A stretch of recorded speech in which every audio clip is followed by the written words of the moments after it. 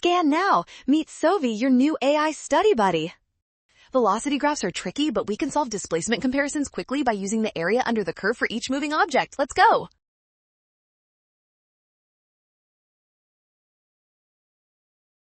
First, remember that on a velocity versus time graph, the displacement is always equal to the area trapped between the plotted line and the horizontal time axis. This is our key.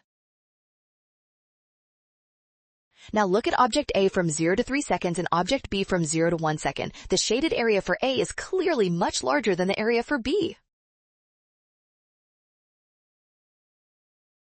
Since area represents total displacement, object A traveled further. This means option B is the only choice with the correct justification.